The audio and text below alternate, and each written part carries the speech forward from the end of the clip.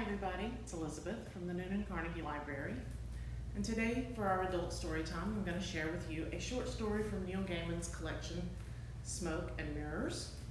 And this one is called Chivalry. Chivalry by Neil Gaiman. Mrs. Whitaker found the Holy Grail. It was under a fur coat. Every Thursday afternoon, Mrs. Whitaker walked down to the post office to collect her pension. Even though her legs were no longer what they were, and on the way back home, she would stop in at the Oxfam shop and buy herself a little something. The Oxfam shop sold old clothes, knickknacks, oddments, bits and bobs, and large quantities of old paperbacks, all of them donations, secondhand flotsam, often the house clearances of the dead. All the profits went to charity. The shop was staffed by volunteers. The volunteer on duty this afternoon was Marie, 17, slightly overweight, and dressed in a baggy mauve jumper that looked like she had bought it from the shop. Marie sat by the till with a copy of Modern Woman magazine, filling out a Reveal Your Hidden Personality questionnaire. Every now and then she'd flip to the back of the magazine and check the relative points assigned to an A, B, or C answer before making up her mind how she'd respond to the question. Mrs. Whitaker puttered around the shop. They still hadn't sold the stuffed cobra, she noted. It had been there for 6 months now, gathering dust, glass eyes gazing balefully at the clothes rack and the cabinet filled with chipped porcelain and chewed toys. Mrs. Whitaker patted its head as she went past. She picked out a couple of Mills and Boon novels from a bookshelf, Her Thundering Soul and Her Turbulent Heart, a shilling each, and gave careful consideration to the empty bottle of Motto Rose with a decorative lampshade on it before deciding that she really didn't have anywhere to put it. She moved a rather threadbare fur coat which smelled badly of mothballs. Underneath it was a walking stick and a water-stained copy of Romance and Legend of Chivalry by A.R. Hope Moncrief, priced at 5p. Next to the book on its side was the Holy Grail. It had a little round paper sticker on the base, and written on it in felt pen was the price, 30p. Mrs. Whitaker picked up the dusty silver goblet and appraised it through her thick spectacles. "This is nice," she called to Marie. Marie shrugged. "It'd look nice on the mantelpiece." Marie shrugged again. Mrs. Whitaker gave 50p to Marie, who gave her 10p change in a brown paper bag to put the books and the Holy Grail in. Then she went next door to the butcher's and bought herself a nice piece of liver. Then she went home. The inside of the goblet was thickly coated with a brownish red dust. Mrs. Whitaker washed it out with great care, then left it to soak for an hour in warm water, with a dash of vinegar added. Then she polished it with metal polish until it gleamed, and she put it on the mantelpiece in her parlor, where it sat between a small, soulful china basset hound and a photograph of her late husband, Henry, at the beach at Frinton in 1953. She had been right, it did look nice. For dinner that evening, she had the liver fried in breadcrumbs with onions. It was very nice. The next morning was Friday. On alternate Fridays, Mrs. Whitaker and Mrs. Greenberg would visit each other. Today, it was Mrs. Greenberg's turn to visit Mrs. Whitaker. They sat in the parlor and ate macaroons and drank tea. Mrs. Whitaker took 1 sugar in her tea, but Mrs. Greenberg took sweetener, which she always carried in her handbag in a small plastic container. "That's nice," said Mrs. Greenberg, pointing to the grail. "What is it?" "It's the Holy Grail," said Mrs. Whitaker. "It's the cup that Jesus drank out of at the Last Supper. Later at the crucifixion, it caught his precious blood when the centurion's spear pierced his side." Mrs. Greenberg sniffed. She was small and Jewish and didn't hold with unsanitary things. "I wouldn't know about that," she said, "but it's very nice. Our Myron got one just like that when he won the swimming tournament, only it's got his name on the other side." "Is he still with that nice girl, the hairdresser?" "Bernice? Oh yes, they're thinking of getting engaged," said Mrs. Greenberg. "That's nice," said Mrs. Whitaker. She took another macaroon. Mrs. Greenberg baked her own macaroons and brought them over every alternate Friday, small, sweet, light brown biscuits with almonds on top. They talked about Myron and Bernice and Mrs. Whitaker's nephew Ronald. She had had no children, and about their friend Mrs. Perkins, who was in the hospital with her hip, poor dear. At midday, Mrs. Greenberg went home, and Mrs. Whittaker made herself cheese on toast for lunch. And after lunch, Mrs. Whittaker took her pills, and the white and the red, and the 2 little orange ones. The doorbell rang. Mrs. Whittaker answered the door. It was a young man with shoulder-length hair so fair it was almost white, wearing gleaming silver armor with a white surcoat. "Hello," he said. "Hello," said Mrs. Whittaker. "I'm on a quest," he said. "That's nice," said Mrs. Whittaker, non-committally. "Can I come in?" he asked. Mrs. Whittaker shook her head. "I'm sorry, I don't think so," she said. "I'm on a quest for the Holy Grail," the young man said. "Is it here?" "Have you got any identification?" Mrs. Whittaker asked. She knew that it was unwise to let unidentified strangers into your home when you were elderly and living on your own. Handbags got emptied, and worse than that. The young man went back down the garden path. His horse, a huge gray charger, big as a shire horse, its head high, its eyes intelligent, was tethered to Mrs. Whittaker's garden gate. The knight fumbled in the saddlebag and returned with a scroll. It was signed by Arthur, King of all Britons, and charged all persons of whatever rank or station to know that here was Galad, Knight of the Round Table, and that he was on a right high and noble quest. There was a drawing of the young man below that. It wasn't a bad likeness. Mrs. Whittaker nodded. She had been expecting a little card with a photograph on it, but this was far more impressive. "I suppose you had better come in," she said. They went into her kitchen, and she made Galad a cup of tea. Then she took him into the parlor. Galad saw the Grail on her mantelpiece and dropped to one knee. He put down the teacup carefully on the russet carpet. A shaft of light came through the net curtains and painted his awed face with golden sunlight and turned his hair into a silver halo. "It truly is the San Grail," he said very quietly. He blinked his pale blue eyes 3 times very fast, as if he were blinking back tears. He lowered his head as if in silent prayer. Galad stood up again and turned to Mrs. Whittaker. "Gracious lady, keeper of the Holy of Holies, let me now depart this place with the blessed chalice, that my journeyings may be ended and my gayest fulfilled." "Sorry," said Mrs. Whittaker. Galad walked over to her and took her old hands in his. "My quest is over," he told her. "The San Grail is finally within my reach." Mrs. Whittaker pursed her lips. "Can you pick up your teacup and saucer, please?" she said. Galad picked up his teacup apologetically. "No, I don't think so," said Mrs. Whittaker. "I rather like it there. It's just right between the dog and the photograph of my Henry." "Is it gold you need? Is that it, lady? I can bring you gold."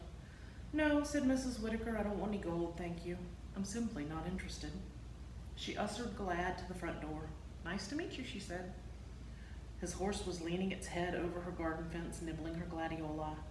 Several of the neighborhood children were standing on the pavement watching it.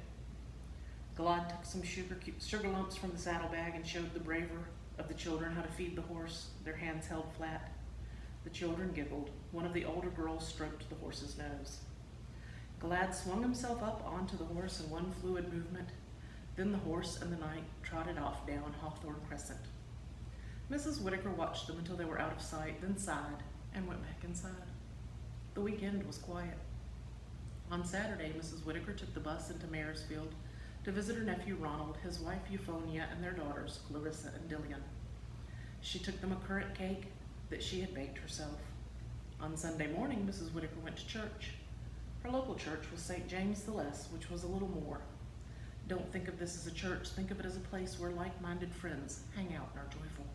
Then Mrs. Whittaker felt entirely comfortable with, but she liked the vicar, the Reverend Bartholomew, when he wasn't actually playing the guitar. After the service, she thought about mentioning to him that she had the Holy Grail in her front parlor, but decided against it. On Monday morning, Mrs. Whittaker was working in the back garden. She had a small herb garden that she was extremely proud of: dill, vervain, mint, rosemary, thyme, and a wild expanse of parsley. She was down on her knees, wearing thick green gardening gloves, weeding and picking out slugs, and putting them in a plastic bag. Mrs. Whittaker was very tender-hearted when it came to slugs. She would take them down to the back of her garden, which bordered on the railway line, and throw them over the fence. She cut some parsley for the salad. There was a cough behind her. Galad stood there tall and beautiful, his armor glinting in the morning sun. In his arms he held a long package, wrapped in oiled leather. "I'm back," he said. "Hello," said Mrs. Whittaker. She stood up rather slowly and took off her gardening gloves. "Well," she said, "now that you're here, you might as well make yourself useful." She gave him the plastic bag full of slugs and told him to tip the slugs out over the back of the fence, and he did. Then they went into the kitchen. "Tea or lemonade?" she said. "Whatever you're having," Glad said. Mrs. Whittaker took a jug of her homemade lemonade from the fridge and sent Glad outside to pick a sprig of mint.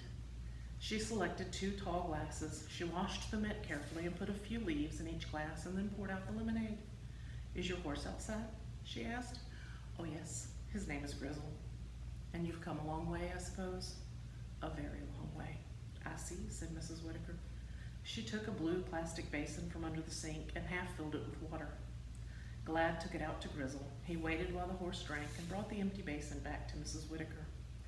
"Now," she said, "I suppose you're still after the grail." "Aye, still do I seek the Sand Grail," he said. He picked up the leather package from the floor and put it down on the tablecloth and unwrapped it. "For it I offer you this." It was a sword, its blade almost 4 feet long. There were words and symbols traced elegantly along the length of the blade. The hilt was worked in silver and gold, and a large jewel was set in the pommel. "It's very nice," said Mrs. Whittaker doubtfully. "This," said Glad, "is the sword Balmung, forged by Wayland Smith in the dawn times. Its twin is Flamberge. Who wears it is unconquerable in war and invincible in battle. Who wears it is incapable of a cowardly act or an ignoble one. Set in its pommel is the sardonyx burcone, which protects its possessor from poison slipped into wine or ale and from the treachery of friends." Mrs. Whittaker peered at the sword. "It must be very sharp," she said after a while. "It can slice a falling hair in twain. Nay, it could slice a sunbeam," said Glad proudly. "Well, then maybe you ought to put it away," said Mrs. Whittaker. "Don't you want it?" Glad seemed disappointed. "No, thank you," said Mrs. Whittaker. It occurred to her that her late husband Henry would have quite liked it. He would have hung it on the wall in his study next to the stuffed carp he had caught in Scotland and pointed it out to his visitors. Glad rewrapped the oiled leather around the sword Balmung and tied it up with a white cord. He sat there disconsolate. Mrs. Whittaker made him some cream cheese and cucumber sandwiches for the journey back and wrapped them in greaseproof paper. She gave him an apple for Grizzle. He seemed very pleased with both gifts. And she waved them both goodbye. That afternoon, she took the bus down to the hospital to see Mrs. Perkins, who was still in with her hip, poor love. Mrs. Whittaker took her some homemade fruit cake, although she had left out the walnuts from the recipe because Mrs. Perkins' teeth weren't what they used to be. She watched a little television that evening and had an early night. On Tuesday, the postman called. Mrs. Whittaker was up in the box room at the top of the house doing a spot of tidying and taking each step slowly and carefully. She didn't make it downstairs in time. The postman had left her a message which said that he'd tried to deliver a package, but no one was home. Mrs. Whittaker sighed. She put the message into her handbag and went down to the post office. The package was from her niece Sherelle in Sydney, Australia. It contained photographs of her husband, Wallace, and her 2 daughters, Dixie and Violet, and a conch shell packed in cotton wool. Mrs. Whittaker had a number of ornamental shells in her bedroom. Her favorite had a view of the Bahamas done in it on enamel. It had been a gift from her sister Ethel, who had died in 1983. She put the shell and the photographs in her shopping bag. Then, seeing that she was in the area, she stopped at the Oxfam shop on her way home. "Hello, Mrs. W," said Marie. Mrs. Whittaker stared at her. Marie was wearing lipstick, possibly not the best shade for her, nor particularly expertly applied, but, thought Mrs. Whittaker, that would come in time. And a rather smart skirt. It was a great improvement. "Oh, hello, dear," said Mrs. Whittaker. "There was a man in here last week asking about that thing you bought, the little metal cup thing. I told him where to find you. You don't mind, do you?" "No, dear," said Mrs. Whittaker. "He found me." "He was really dreamy, really dreamy," sighed Marie, wistfully. "I could have gone for him. And he had a big white horse and all," Marie concluded. She was standing up straighter as well, Mrs. Whittaker noted approvingly. On the bookshelf, Mrs. Whittaker found a new Mills and Boon novel, Her Majestic Passion, although she hadn't yet finished the 2 she had bought on her last visit. She picked up the copy of Romance and Legend of Chivalry and opened it.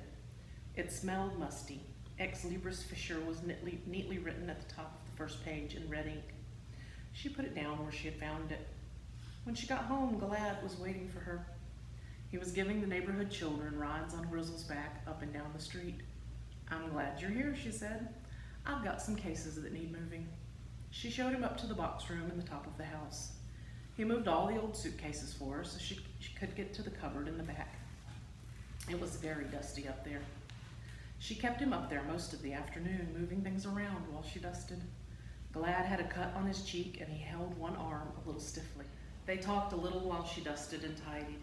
Mrs. Whitaker told him about her late husband, Henry, and how the life insurance had paid the house off, and how she had all these things, but no one really to leave them to, no one but Ronald, really, and his wife only liked modern things.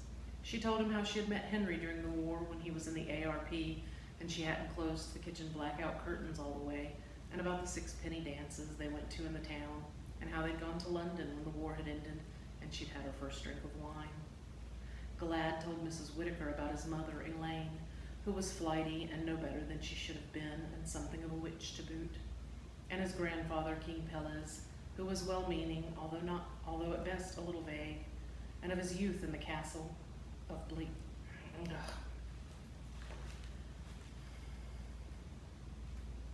Galad told Mrs. Whitaker about his mother, Elaine, who was flighty and no better than she should have been, and something of a witch to boot, and his grandfather, King Pelez, who was well-meaning, although at best a little vague, and of his youth in the castle of Bliant on the Joyous Isle, and his father, whom he knew as Le Chevalier Malfait, who was more or less completely mad, and who was in reality Lancelot du Lac, greatest of knights in disguise and bereft of his wits, and of Galad's days as a young squire in Camelot.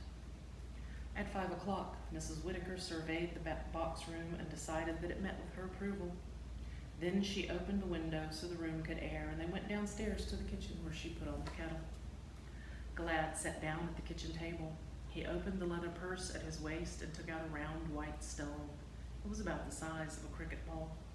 "My lady," he said, "this is for you, and you give me the San Grail." Mrs. Whitaker picked up the stone, which was heavier than it looked, and held it up to the light. It was milkily translucent, and deep inside it flecks of silver glittered and glinted in the late afternoon sunlight. It was warm to the touch. Then as she held it, a strange feeling crept over her. Deep inside she felt stillness and a sort of peace. Serenity, that was the word for it. She felt serene. Reluctantly, she put the stone back on the table. "It's very nice," she said. "This is the Philosopher's Stone, which our forefather Noah hung in the ark to give light when there was no light. It can transform base metals into gold, and it has certain other properties," Galad told her proudly. "And that isn't all. There's more. Here." From the leather bag he took an egg and handed it to her. It was the size of a goose egg and was a shiny black color, mottled with scarlet and white. When Mrs. Whitaker touched it, the hairs on the back of her neck prickled. Her immediate impression was one of incredible heat and freedom.